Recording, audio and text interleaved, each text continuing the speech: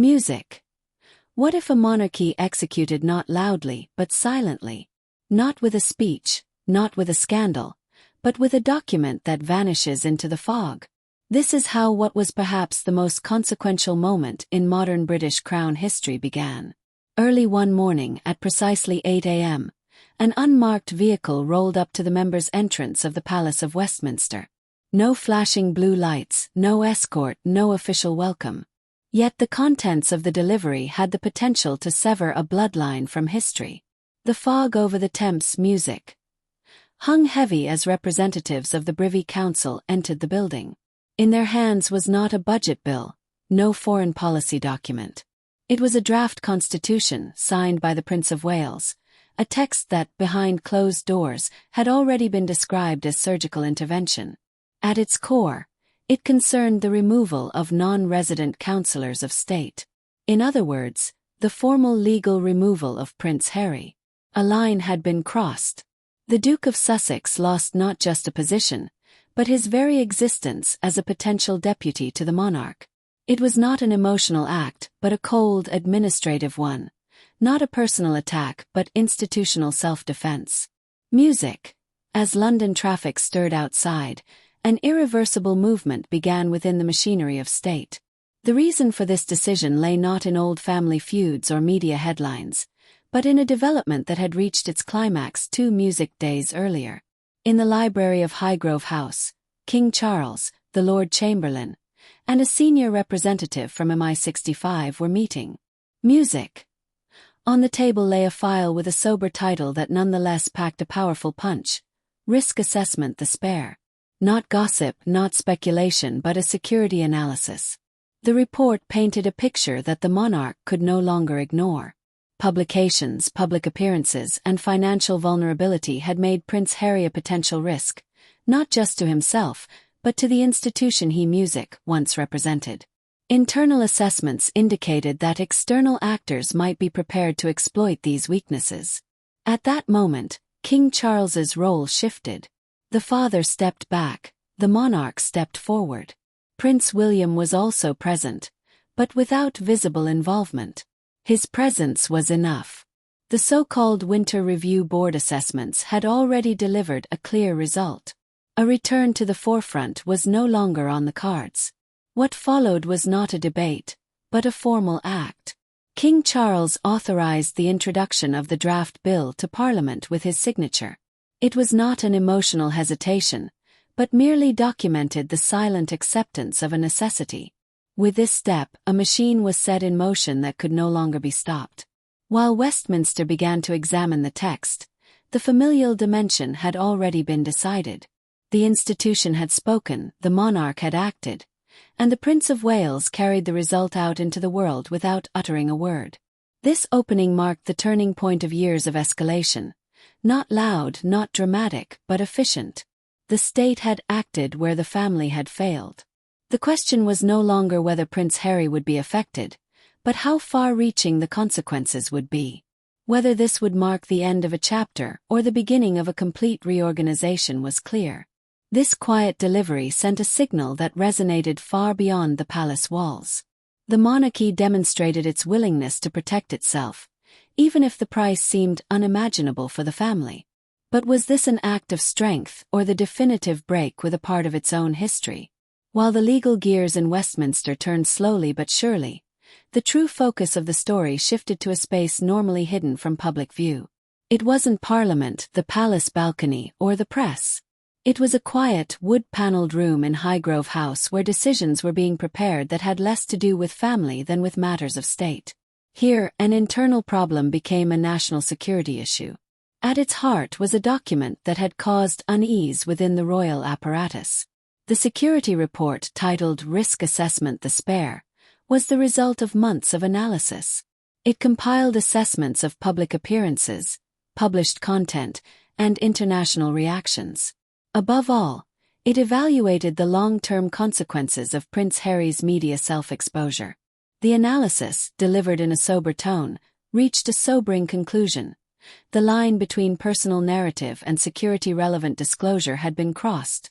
Particularly explosive was the finding that past statements were not only problematic in retrospect but also created future risks. The portrayal of military operations, internal procedures, and emotional vulnerabilities had created a profile that appeared uncontrollable. In terms of security strategy, this was not an isolated incident but a pattern. This very pattern transformed a disloyal family member into a structural risk factor. King Charles, already under pressure from health and institutional challenges, found himself confronted with a reality that left no room for sentimentality. The monarchy, according to the advisor's core message, could not afford to tolerate an unpredictable actor within constitutionally relevant proximity.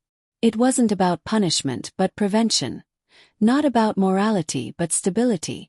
The Lord Chamberlain succinctly stated in internal memos that the role of Councillor of State was not an honor, but an operational instrument. Whoever constituted this instrument had to be predictably loyal and legally secure. This requirement was no longer met in Prince Harry's case. The file outlined a scenario in which any further proximity to the center of power would have to be interpreted as a potential vulnerability. In this context, Prince William's role was also reassessed. As Prince of Wales, he stood not only symbolically for the future of the monarchy, but increasingly also operationally. His support for the measure was considered crucial within the structures, not because it was emotionally motivated, but because it signaled continuity.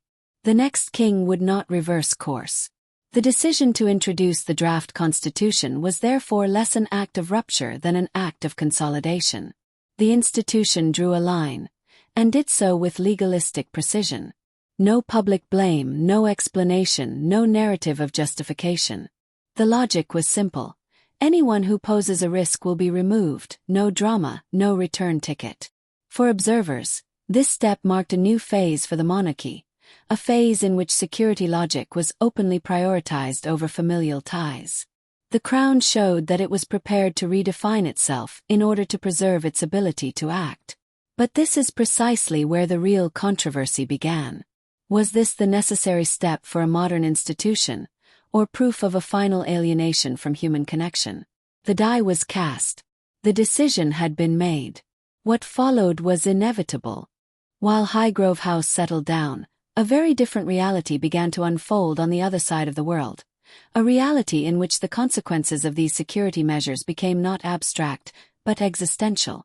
While files were being reviewed and responsibilities redefined in Britain, the decision reached a completely different stage. Thousands of kilometers away, under the Californian sun, it unfolded its immediate impact.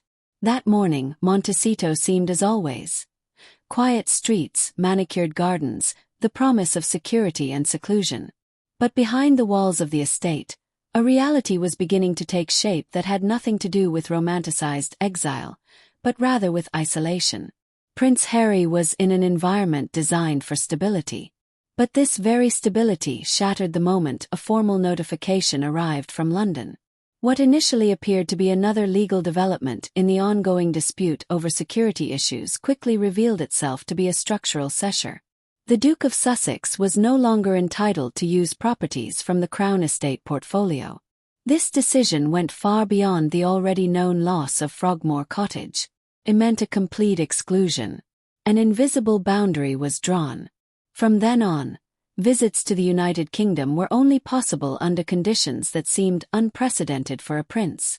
Hotels instead of palace corridors, temporary arrangements instead of permanent residences.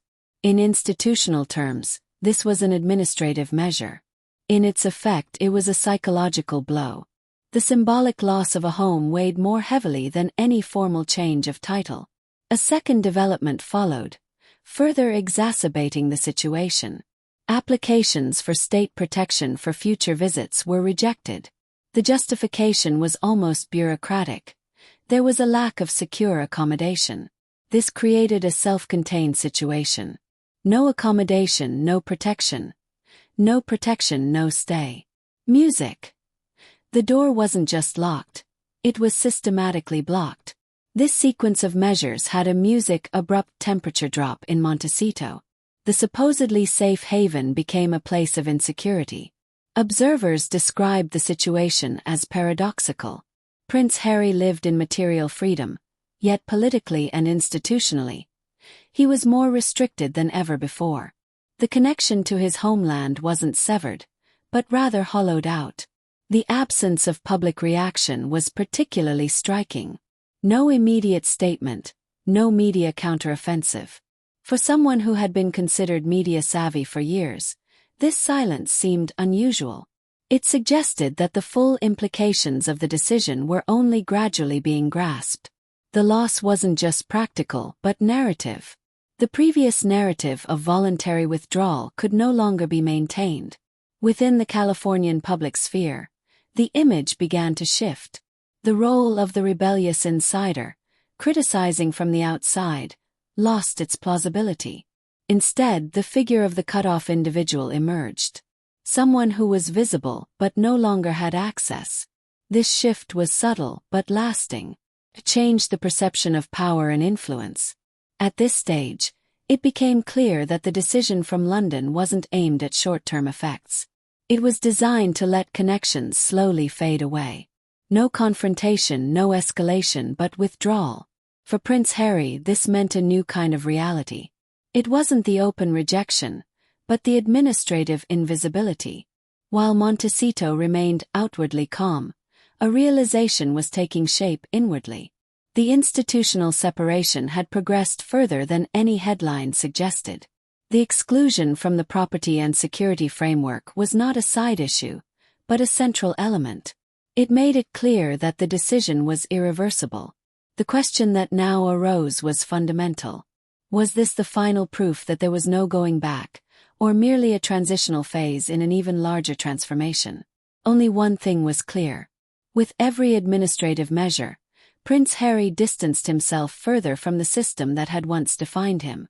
The real break didn't occur in a piece of legislation or an official announcement, but in a moment that remained invisible to the outside world.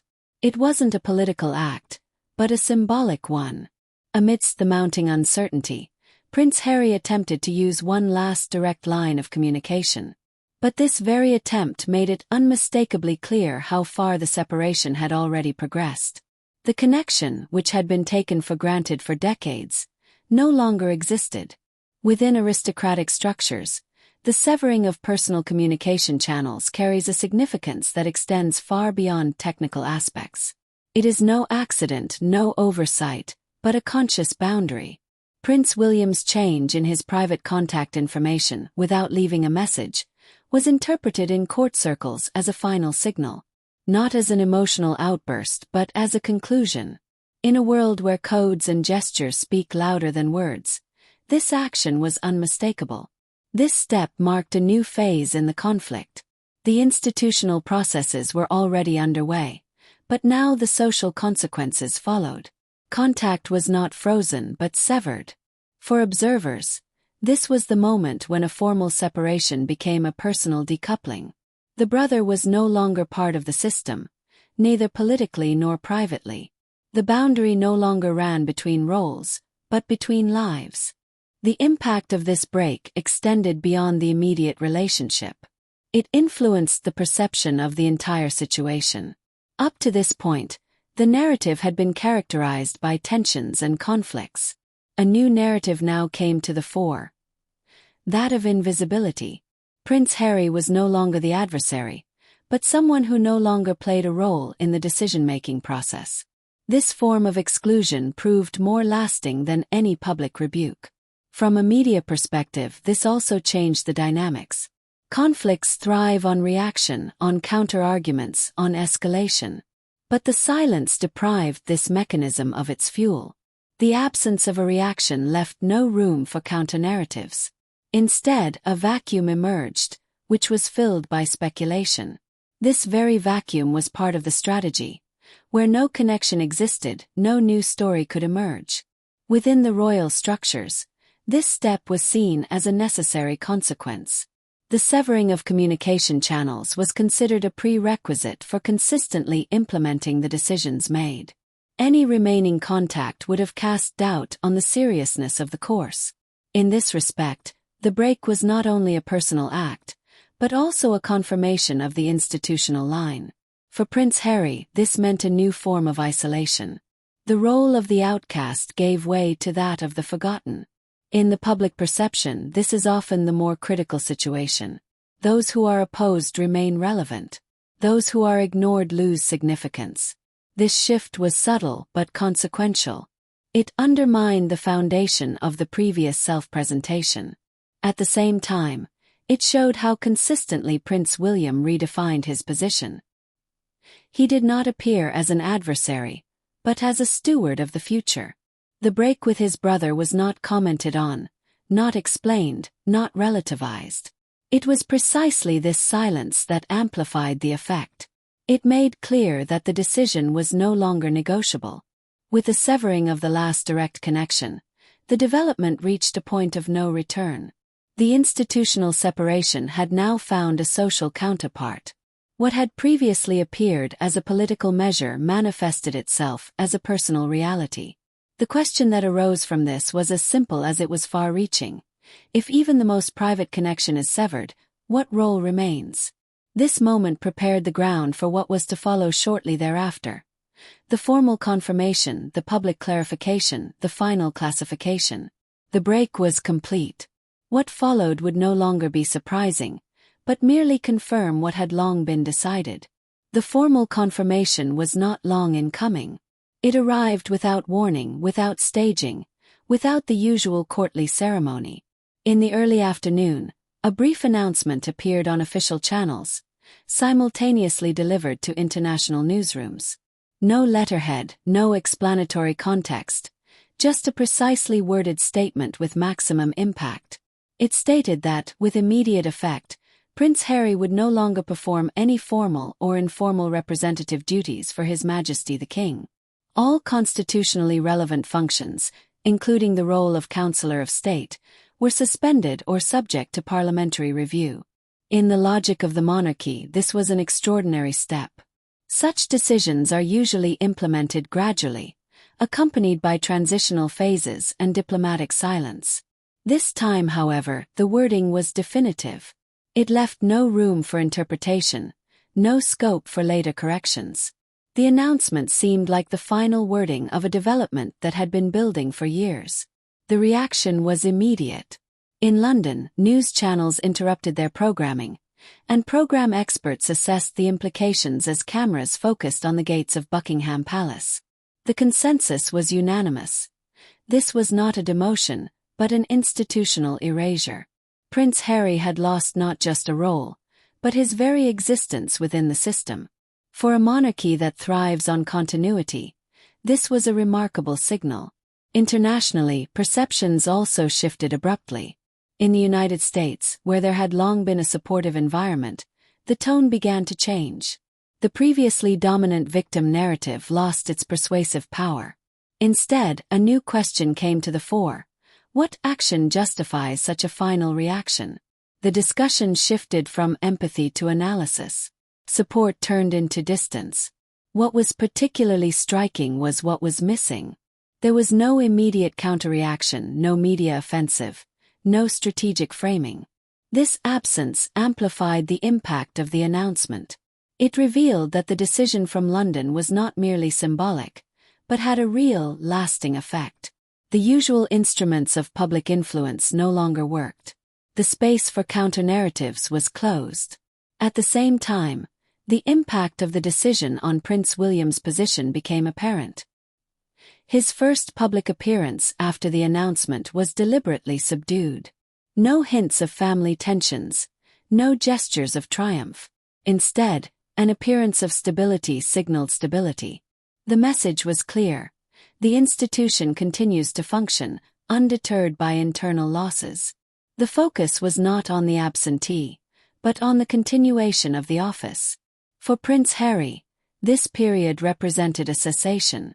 The media relevance, long fueled by his proximity to the monarchy, began to erode. Without access, without a function, and without prospect of return, his figure lost strategic value. Self-critical voices had to acknowledge that the decision had created a new reality, a reality in which former roles were no longer accessible. The formal announcement was thus more than an administrative act. It was the public manifestation of a separation that had already taken place. The institution had spoken, and it had done so in a language that brooked no questions. The question was no longer whether there could be a way back, but what long-term consequences this definitive clarification would have. After the formal clarification, a phase began that was characterized less by headlines than by effects. The immediate excitement gave way to a sober assessment. Within a few days, it became clear that the decision was not intended as an isolated event, but as a strategic endpoint. The monarchy had created a state of affairs that no longer generated friction.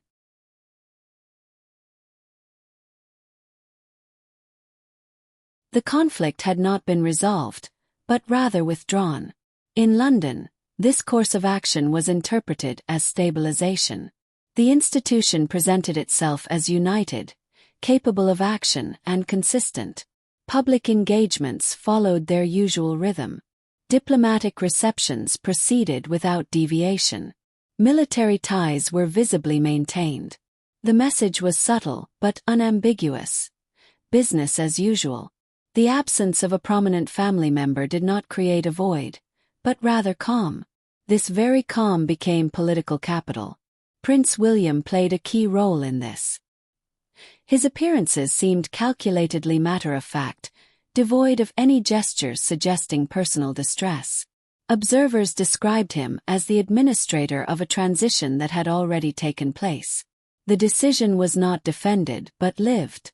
By failing to provide explanations, the impression of finality solidified. The monarchy signaled that it was no longer reacting but acting.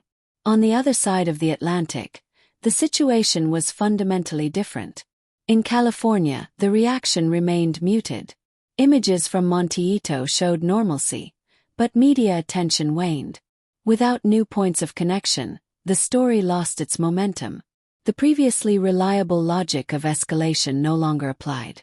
The public turned to new topics, and with it, the significance of those involved changed. This was particularly evident in commercial valuations. The narrative added value of proximity to the crown, long a central element, had disappeared. Projects that relied on insider status or continuous revelations lost their substance. The question of its future position was no longer framed in the shadow of the monarchy, but rather in the light of an independent public profile.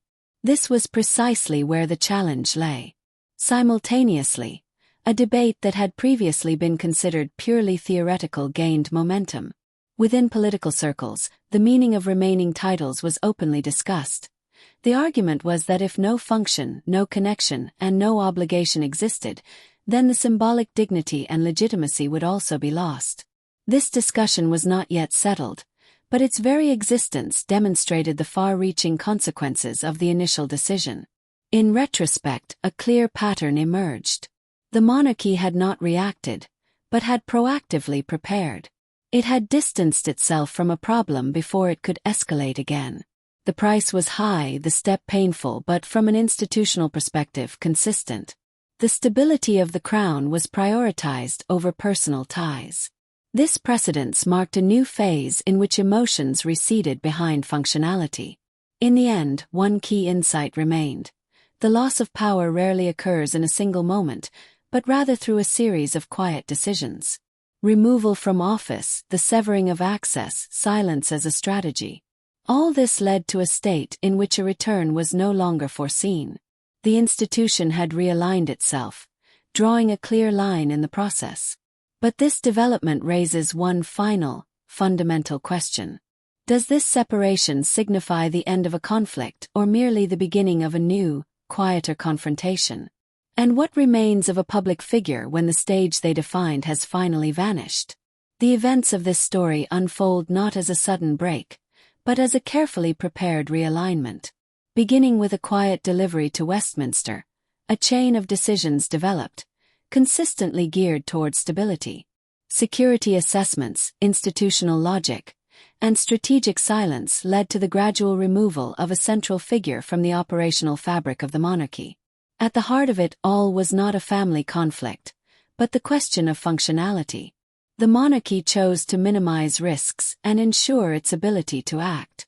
This decision was not based on emotion, but on administrative implementation. The exclusion from constitutionally relevant roles, the withdrawal of access, and the formal clarification marked the end of a long process.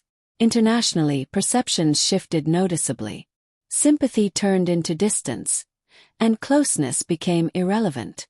Without an institutional anchor, the story lost its momentum. At the same time, it became clear how effective silence can be. By not provoking a reaction, the conflict fizzled out. The institution prevailed not through volume, but through consistency. In the end, what remains is a picture of the present. A monarchy that understands itself as a system, not a family. A figure that has lost its point of reference, and a public that moves on. Whether this development will bring lasting peace or create new tensions remains to be seen.